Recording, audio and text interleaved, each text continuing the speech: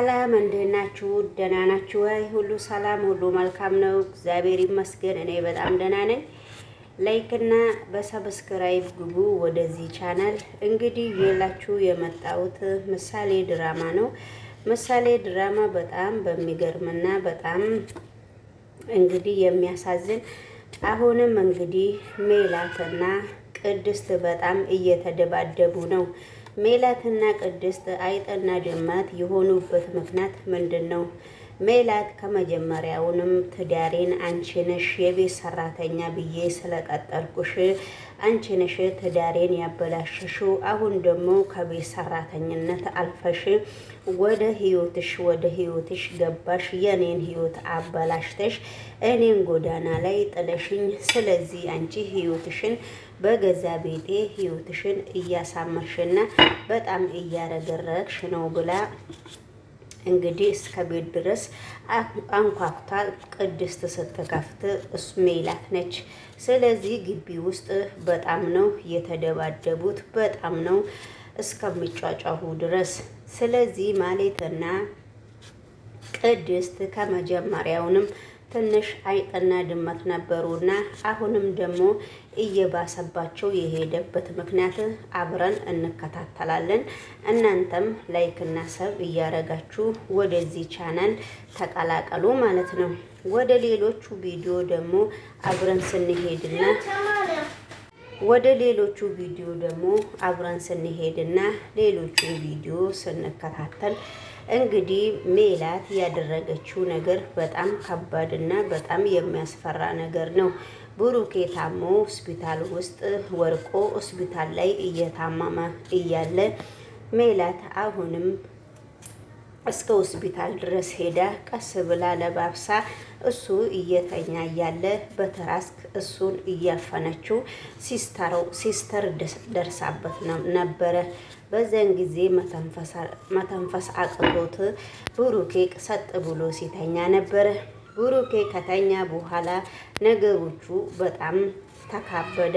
ስለዚህ የብሩኬ ቤተሰብ ማናቸው ብላ ወይንም ዶክተር ብላ ስትጠራ እናንተ ምንድነው የሆነው ብለው ሁለቱ ዶክተሮች በጣም የብሩኬን ነፍስ ለማውጣት በጣም እየተራራጡ ነበረ።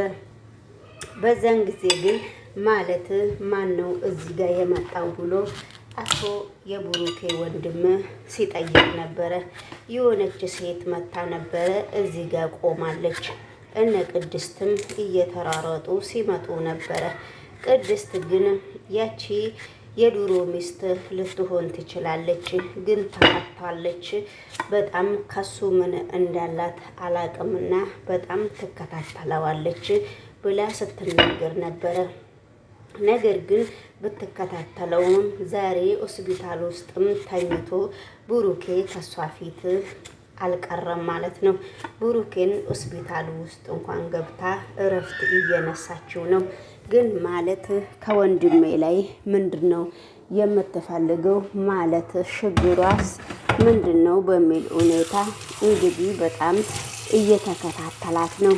ነገር ግን ማለት አሁንም ነገሩ ምንም ነገር ያጠፋችውን ነገር ስላላመነችበትና ምንም ችግር እንዳመጣች ሆና ስላልታያት አሁንም የራሷ ጥፋት በፍጹም ምንም ነገር እንዳላጠፋች ነው የምታስበው።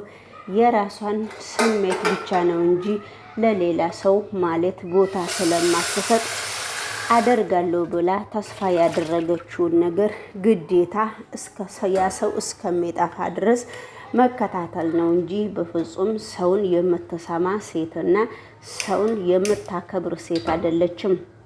ብሩኬን ለማጥፋት በጣም እየተራራጠችና የማታደርገው ድርጊት የለም ነበረ። ነገር ግን ግማሹም ሊሳካላት ይችላል፣ ግማሹም ወይዘሮ ሜላት ላይሳካላትም ይችላል። ነገሮቹ እሷ እንዳሰበችም ወይ እንዳላሰበችም ነገሮቹ ቢሆንም ነገሮቹ በጣም ለሷ ከባድ እስከሆነ ድረስ እንግዲህ ውድ ተመልካች መድብል እሷ ያለችበት ቦታ የትም አትቀርም፣ የትም ከሷ ስር አልወጣም፣ የትም አልትቀርም ብዬ ብሎ እንግዲህ በየቦታ መድብልህ ማለት እኔ ባልሰራልሽ ወንድሜን አንቺን አመኜ እስከ ሆስፒታል ድረስ አስመጥቼሽ ወንድሜን እንደዚህ በማድረግሽ አለቅሽም በሚል ሁኔታ እንግዲህ ዛቻ እየተደራረጉ ነው። ዛቻ እየተደራረጉ እስከሆነ ድረስ ስለዚህ እንግዲህ ውድ ተመልካች ሜላት በጣም በአሁኑ ሰዓት በጣም ጨንቋት በሹፌሩ መኪና ውስጥም እየተሯሯጠች ነው። መጨረሻ ላይ መድብልም እኔን እንደዚህ አርግተሽኝ አዋረርሽኝ እስከ ሆስፒታል ድረስ እኔ ወስጄሽ ወንድሜን እንደዚህ በማድረግሽ እኔ መቼም አለቅሽም ብሎ በመኪና እሷ ስትሄድም በፍጹም ሊያገኛትም አልቻለም። ስለዚህ እንግዲህ በስተመጨረሻ ላይ እሷ በመኪና ሰፈር ለሰፈር ውስጥ አቅጣጫዋን እየቀየረች እንዳበደች ውሻ ሜላት ስትሯሯጥ ነበረ። ሜላት ብትሯሯጥም መድብል በፍጹም ሊያገኛትም አልቻለም ነበረ። በስተመጨረሻ ላይም መድብል ቀጥ ብሎ ወደ ቤት ሲሄድ ነበረ። በስተመጨረሻ ላይ መድብል ወደ ቤት ከተመለሰ በኋላ እንግዲህ ያላትን ነገር በጣም ለሱ ከባድ ነበረ። ለሱ ከባድ ቢሆንም መድብል አንተ በመጀመሪያ ደረጃ ማለትን እንደ ሰው አይታክ ነበረ ሜላትን ወደ እሷ ያመጣከው። ስለዚህ ለምንድን ነው ሜላት በህይወት ዘመኑ ሁሉ የምትበጠብጥና በጣም ከባድ ሰው ስለሆነች ነበረ። በጣም ከባድ ሰው እስከሆነች ድረስ ስለዚህ ለምንድን ነው እንደዚህ የምታደርገው? ለምንድን ነው እንደዚህ የምታደርገው በሚል ሁኔታ በጣም ለሁሉም ጥያቄ የሆነ ነበረ እስካሁን ድረስ። እንግዲህ ሌሎቹ ደግሞ እስካሁን ድረስ ብሩኬ አልነቃምና የልብ ትርታ አለበት። ብሩኬ የተወሰነ 5 ቀን ወደ ቤት መልሱትና ወደ ቤት ብሩኬ ከተመለሰ በኋላ እኛ ደግሞ የምንችለውን ነገር እናደርጋለን በሚል ዶክተር ሲነጋገሩ ነበረ። ዶክተር እንደዛ ብሎ ከተናገረ በኋላም ቅድስትን እንደዚህ አይነት ሰው ምንም እኮ የተሻሻለ ነገር እስከሌለ ድረስ እንደዚህ አይነት ሰው እንዴት ወደ ቤት ይመለሳል በሚል ሁኔታ እንዴት ይመለሳል በሚል ሁኔታ እንግዲህ መድብልም ቅድስትም እየተነጋገሩ ነበረ። ቅድስት ግን ምንም ችግር የለውምና እኛ እዚህ በዚች 5 ቀን ውስጥ ካልተሻሻለ እኛ ወደምንበራበት መንገድ እንመራለን ወይንም ሌላ ሆስፒታል እንጽፍለታለን። ነገሮቹ በጣም ከባድ እስከሆኑ ድረስ አሁን ከዚህ ወደ ቤት ሄዶ እንዲያገግም ለስንት ሰው ነው ነፍሱ ታፍኖ ነበረ። ለስንት ሰው እያራገምን ነው ነፍሱ እየመለስ ነው ብላ ሲስተር ስትናገር ነበረ። እንግዲህ አሁንም እዚህ እንዳትመጣ አሁንም ሜላትን ለምንድን ነው እንደዚህ የሚፈሩት? እኔ በጣም የሚገርመኝና በጣም የሚያሳዝነኝ ነገር ሜላትን ለምንድን ነው እንደዚህ የሚፈሩት ማለት ነው? ሜላት እኮ የቅናት መንፈስ ነው ያለባት እንጂ ይሄንን አክል የምታስፈራ ሴት አይደለችም። ስለዚህ እንግዲህ ለምንድን ነው እንደዚህ የሚያደርጉት ማለት ነውና በጣም በሚገርም ሁኔታ ሜላት እንግዲህ በስተመጨረሻ ላይም የተመኘችው ነገር አልተሳካላትም። መድብል ደግሞ ወደ ቤት ተመልሶ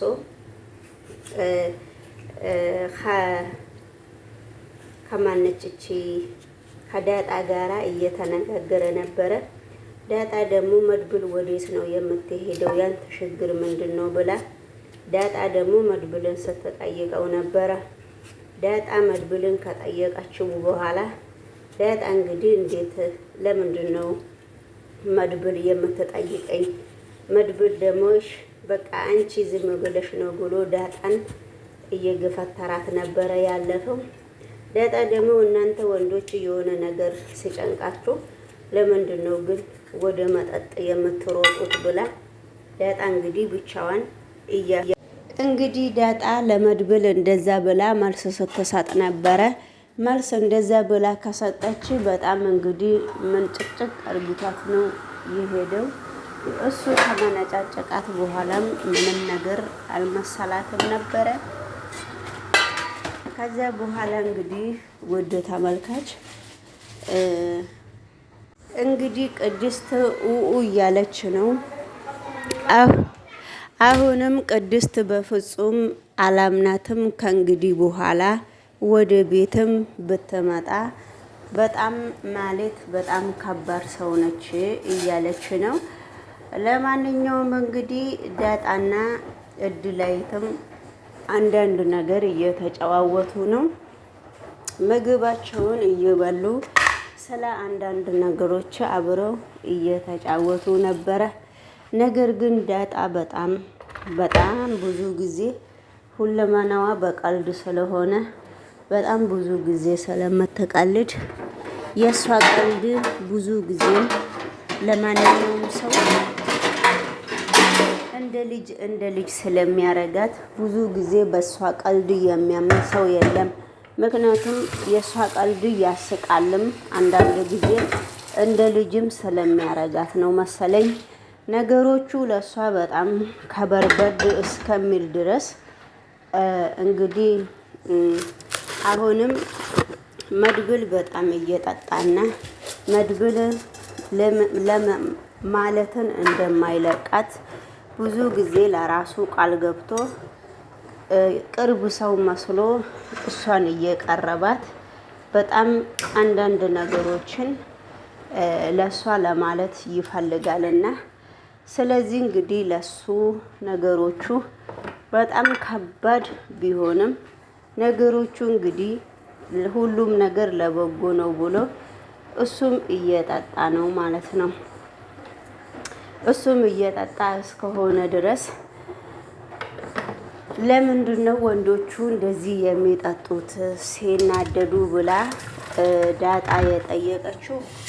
ይህ እንግዲህ ስለ አንዳንድ ሰው ህይወት ትክክለኛና ኖርማል የሆነ ህይወት ነው የጠየቀችው። ይሄ እውነት ነው። አንዳንድ ሰዎች በጣም ሲናደዱ ወደ መጠጥ ነው የሚሄዱት። መጠጥ መፍትሄ የለውም። መፍትሄ ያለው መጸለይና ወደ አምላካችን መጠጋት ነው እንጂ ይሄ እንደዚህ መጠጣት እንደዚህ አካሌ እንደዚህ ሆነች አካሌ እንደዚህ ሆነ ብሎ ይሄ እኔ እንጃ። ለራሴ እንግዲህ እንደራሴ አርጌ የማስበው ነገር የሆነ ታስታሳ የሆነ በቃ ወጠጤነት ምናምን ነው የሚመስለኝና